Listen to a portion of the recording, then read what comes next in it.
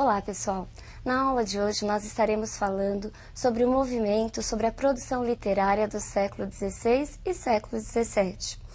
Mais especificamente, estaremos falando sobre o Barroco em Portugal e a literatura informativa no Brasil. E para mostrarmos que a literatura não é algo do passado, não é algo pré-histórico, desvinculada do nosso dia a dia, nós começaremos com uma questão. O que será que esse símbolo oriental do Yin Yang, pode estar fazendo na nossa aula de literatura? Será que ele tem alguma relação com o Barroco? Preste bastante atenção à aula de hoje, que no final você será capaz de responder a essa questão. O Barroco, ou também chamado seiscentismo, por ser a escola que teve início lá no final do século XVI, é um período muito importante para toda a história literária. Ele tem como marco inicial a unificação da Península Ibérica sob o domínio espanhol e se estende até por volta da primeira metade do século XVIII, quando nós temos a fundação da Arcádia Lusitana e tem início o arcadismo. O Barroco corresponde a um período muito importante, marcado por grandes transformações. É um período de turbulência econômica, político, social e principalmente religiosa. Fatos como a reforma protestante, a decadência das grandes navegações, a contra-reforma católica são decisivas para o momento. Esses fatos, de alguma maneira, também colaboram para a criação e a intensificação do mito sebastianista. Segundo este mito, Dom Sebastião, aquele que Camões dedicou os Lusíadas, segundo essa crença, ele não teria morrido na Batalha de Alcácer Quibir. Pelo contrário, ele estaria vivo, encoberto, e que, mais cedo ou mais tarde, voltaria para libertar Portugal do domínio espanhol. Mas o que significa a palavra barroco? A origem desse termo não tem assim um consenso entre os estudiosos, não apresenta um consenso. Mas a tese mais aceita é que barroco venha da palavra Barróquia, que significa uma região na Índia grande produtora de uma pedra de formato irregular, de uma espessura também irregular, marcada por manchas escuras, que os portugueses na época chamavam de barroco. E por que barroco? Porque, segundo os clássicos, esse movimento era marcado pelo exagero, pelo mau gosto, uma arte irregular. Daí a associação com essa pedra. Vejamos agora quais são as principais características do Barroco. Dualismo. No dualismo, nós temos o quê? Lembram-se do bifontismo? Pois é exatamente essa intensificação. No mesmo período, nós temos as características medievais se confrontando com as características renascentistas. O Barroco é a arte do exagero, é a arte do contraste. Nós temos aí a luta, a oposição entre grandes forças do universo. Fé, razão, claro, escuro, Deus, inferno, vida, morte. Tudo isso faz parte desse movimento que em si é muito contraditório. Mas o homem barroco não queria apenas falar dessa contradição. Ele também queria, de alguma maneira, unir essas forças. É por isso que nos textos desse período nós encontramos várias figuras de linguagem que buscam essa intensificação.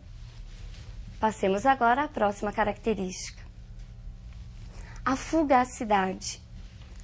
O homem barroco tem consciência da transitoriedade da vida. Ele sabe que o homem muda, a situação muda e que o mundo de uma maneira geral muda. É a consciência da efemeridade, do caráter efêmero que a vida humana possui. Passemos para a próxima característica. O pessimismo. Essa consciência da transitoriedade da vida provoca no homem barroco uma certa angústia, um certo movimento de crise. E a ideia da morte aparece como síntese dessa fugacidade, como síntese dessa vida passageira. O medo da morte e essa crise são responsáveis por algo que a gente chama de pessimismo, de contraditório. Em vários textos, nós temos aí então a morte como tema central. Passemos à próxima característica. O feísmo. O feio, na realidade, ele é o quê? O homem barroco mostrava grande apreço por cenas trágicas, por movimentos, por situações cruéis e dolorosas.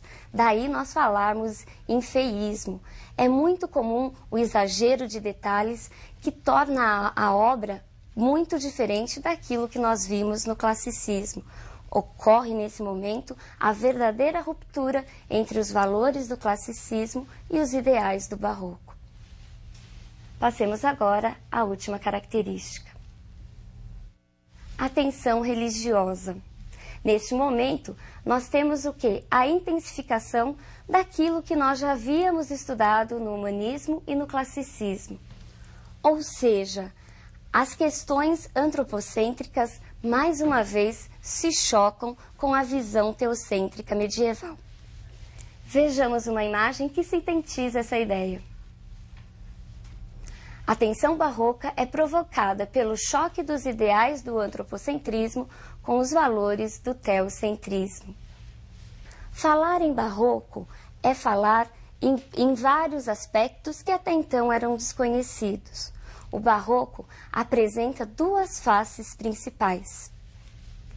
Vejamos quais são essas faces. Nós temos o cultismo e o conceptismo. O cultismo corresponde ao jogo de palavras, ao jogo de imagens. E por que esse jogo de imagens? O poeta, o autor cultista, estava muito preocupado com a forma. Daí o uso exagerado, muitas vezes, das figuras de linguagem. O cultismo também é conhecido como gongorismo, porque foi muito influenciado por um poeta espanhol chamado Luís de Góngora. O conceptismo, por sua vez, corresponde ao jogo de ideias, ao jogo de conceitos. E esse jogo visava o quê? O convencimento e a argumentação, e sempre pautado num raciocínio lógico. Ele também é chamado de quevedismo, porque também foi influenciado por um poeta espanhol chamado Francisco de Quevedo. Esse jogo de ideias, esse jogo de palavras, apresenta várias explicações. As duas mais plausíveis dizem respeito à primeira, justamente porque o barroco gostava dessas contradições, e a outra porque o poeta do período tentava de alguma maneira driblar aí a Inquisição, a Igreja Católica, que no período censurava e muito as produções. Neste período nós temos a figura de Padre Antônio Vieira, considerado o representante do barroco em Portugal. Alguns autores dizem que Padre Vieira, juntamente com Gregório de Matos, são representantes da literatura barroca, mas no Brasil. Mas já outros estudos mostram que, mesmo estando no Brasil, escrevendo no e sobre o Brasil, o Padre Antônio Vieira ainda apresentava a visão do homem europeu, a visão ainda do colonizador.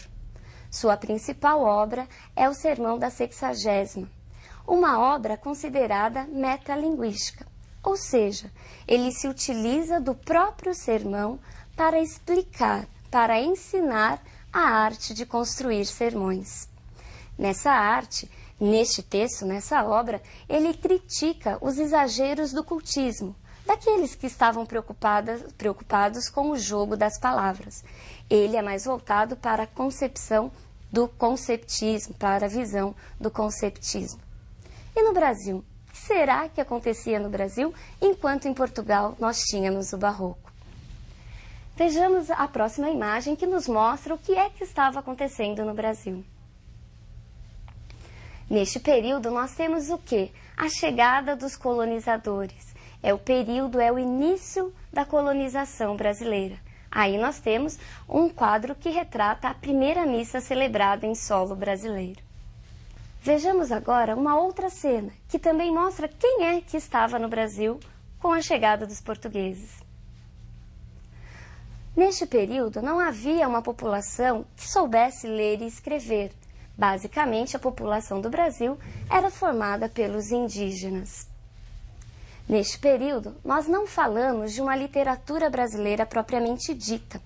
O que nós tínhamos até então eram relatos de viagens que traziam as características étnicas, culturais e que falavam basicamente das novas descobertas. Por isso, elas se aproximam muito mais de um caráter histórico do que de um caráter literário. Aos poucos, começam a surgir também, isso pelas mãos dos jesuítas, as primeiras manifestações em prosa, poesia e teatro, principalmente com a figura de José de Anchieta. Mas sempre essas produções apresentavam a visão do europeu e não uma visão genuinamente brasileira. Então, agora você já deve ser capaz de responder aquela nossa perguntinha inicial. Por que será que este símbolo oriental pode se relacionar com o barroco? O que foi o barroco? O barroco foi a busca da fusão, a busca do equilíbrio entre essas forças opositoras do universo. União e fusão que a filosofia oriental há muito já havia conseguido. E este diagrama, o diagrama do Yin-Yang, sintetiza justamente essa fusão. Ele significa a união das principais forças opostas do universo. Claro, escuro, homem, mulher, trevas, luz. E o barroco foi isso, essa busca constante pela fusão. Então, a partir de hoje, toda vez que você vir esse símbolo nos brochinhos, nas roupas, nas camisetas que você usa, você de alguma maneira vai se lembrar das principais características do movimento barroco. Falar em barroco em Portugal é falar em Padre Antônio Vieira e é falar da literatura informativa ou da literatura de viagem que estava acontecendo no Brasil. Aproveite então este símbolo e guarde essas características. Por hoje é só e até a próxima aula.